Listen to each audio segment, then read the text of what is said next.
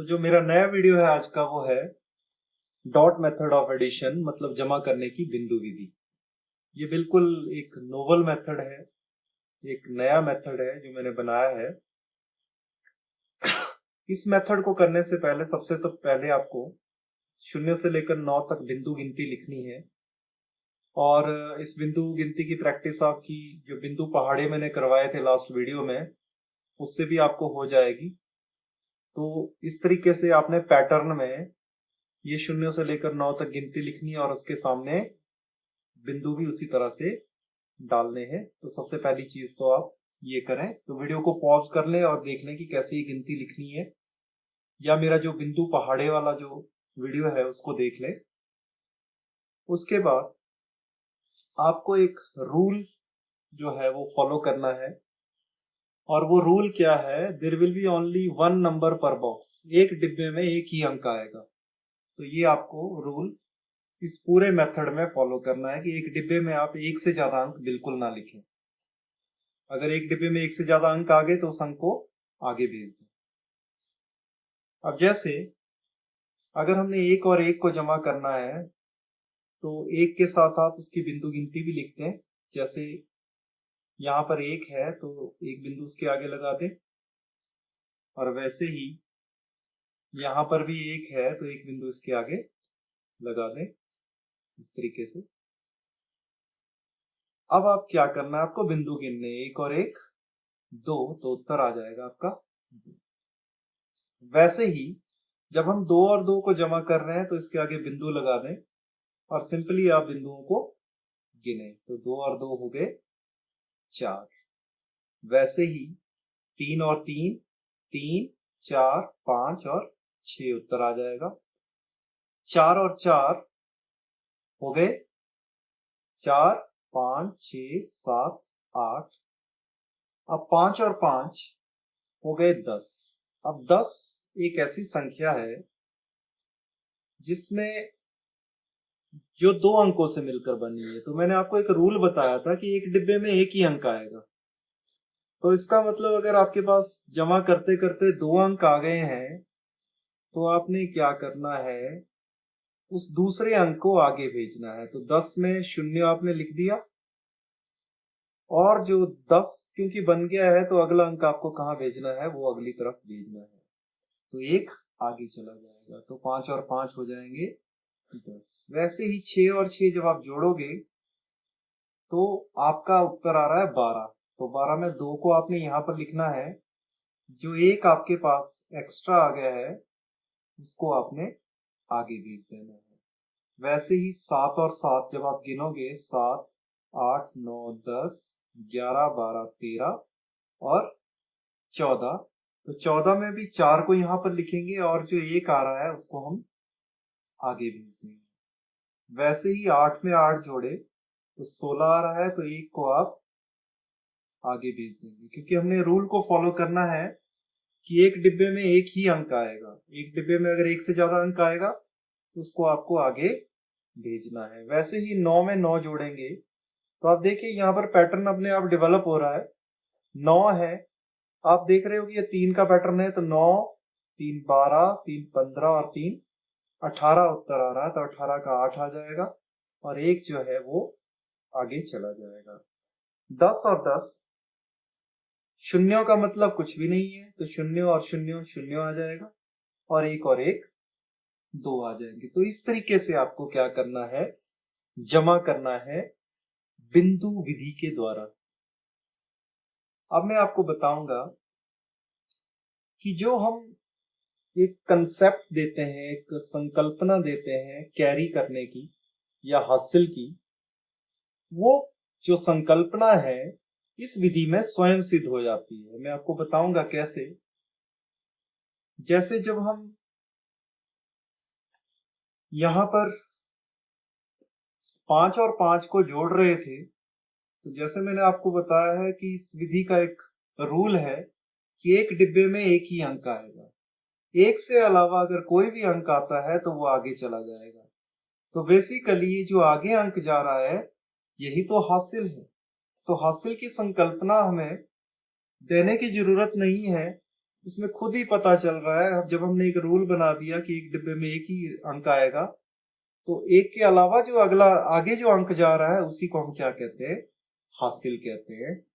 तो जो कैरी की जो संकल्पना है, हासिल की जो संकल्पना है, वो इस विधि में स्वयं सिद्ध है कि वो ऑटोमेटिकली इम्प्लांट हो रही है बच्चे में।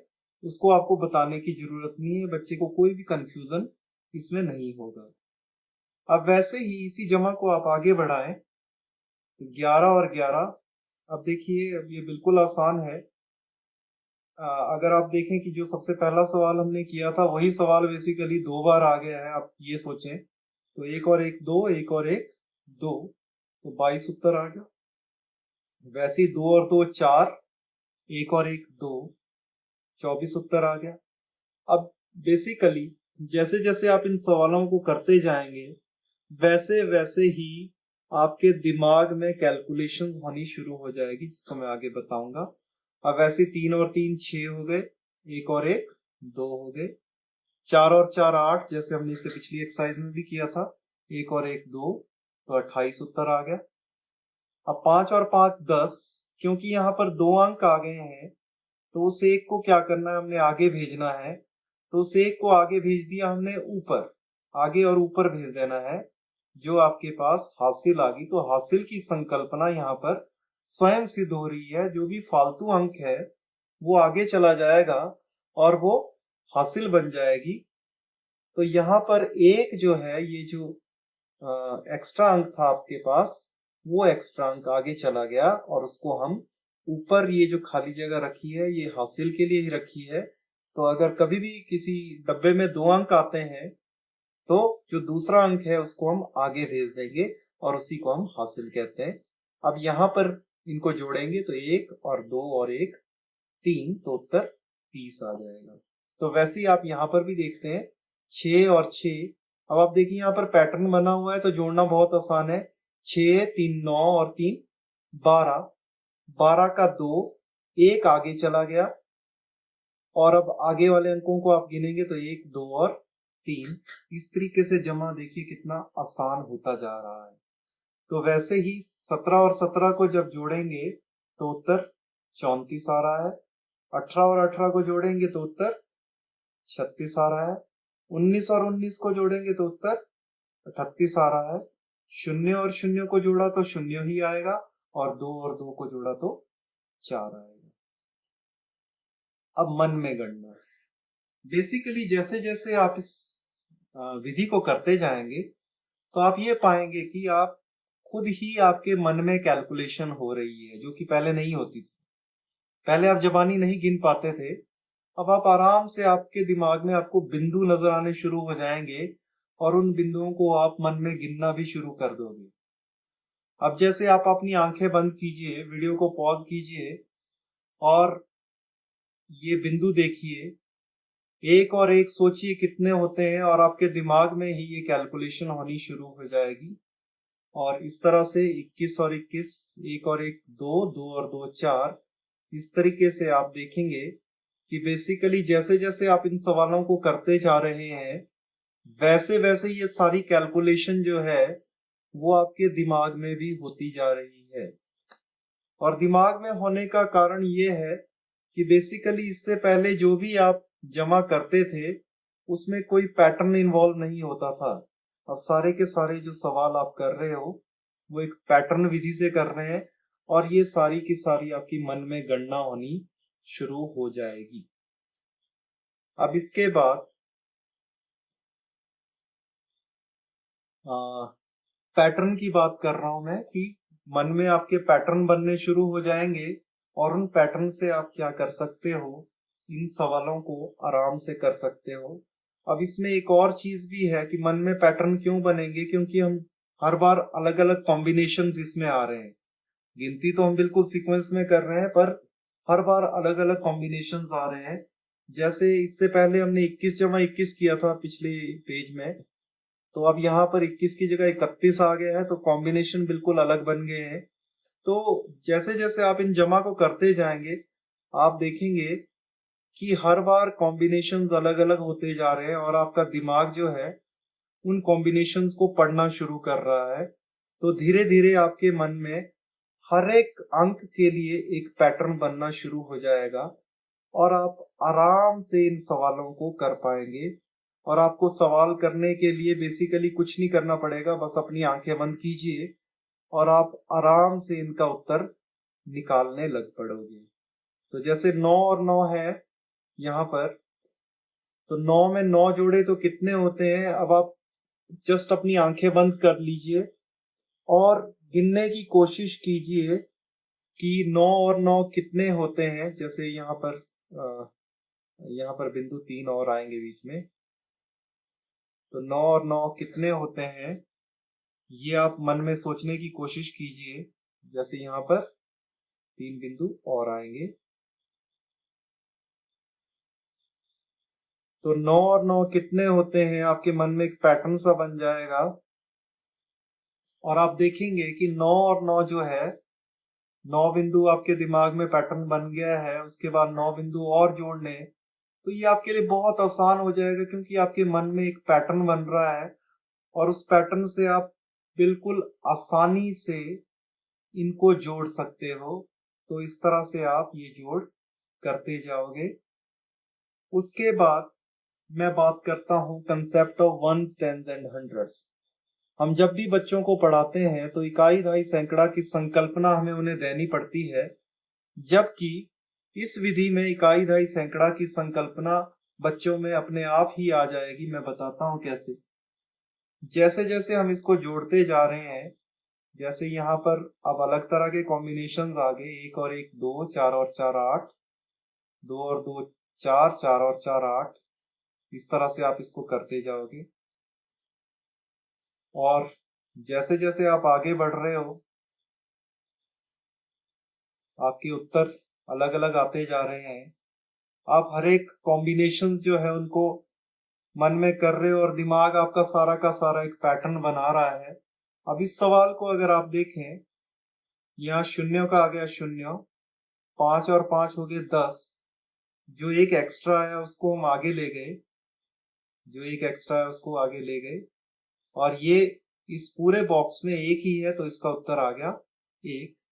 तो ये उत्तर इस तरह से 100 आ गया। अब आप यहाँ पर इकाई, दहाई, सैकड़ा की संकल्पना जो है बच्चों को दे सकते हैं कि ये जो पहले नंबर पे जो अंक होता है ये इकाई है या वंस है। दूसरे नंबर पे जो अंक होता है, पहले नंबर पे इकाई, दूसरे नंबर पे जो संख्या आती है वो दहाई है और तीसरे पे जो आता है वो सैकड़ा है। तो इस तरह से आप वंस, टेंस और हंड्रेड्स की संकल्पना जो है बच्चों को आराम से दे सकते हैं। अब आप जो कॉम्बिनेशंस हैं वो थोड़े से चेंज कर सकते हैं। जैसे अभी तक जो हमने संख्याएं ली थी वो एक सी थी, अब जो संख्याएं हैं वो मैंने चेंज कर दी है। तो आप इन सवालों को करने की कोशिश करें तो आप देखेंगे कि इन सवालों को करने में आपको कोई भी परेशानी नहीं होगी। आप आराम से इन क्वेश्चंस को कर सकते हैं। जैसे ये वाला क्वेश्चन है, यहाँ पर 3 बिंदु है, 1 बिंदु है, तो कितने बिंदु होंगे। उसके बाद 5 बिंदु है और 5 बिंदु है, कितने होंगे। जैसे मैं 1 करवा रहा हूं, इसमें 3 और 1 हो गए 4, 5 और 5 हो गए 10। अब 2 अंक आ गए तो एक ही अंक लिखेंगे हम 0। जो एक एक्स्ट्रा अंक आया वो आपका आगे चला जाएगा और उसके लिए हम बकायदा बिंदु भी लगा देंगे। अब उससे अगले कॉलम में आप देखेंगे कि सिर्फ एक ही है तो उस एक को उतार देंगे तो उत्तर आपका आ जाएगा 104।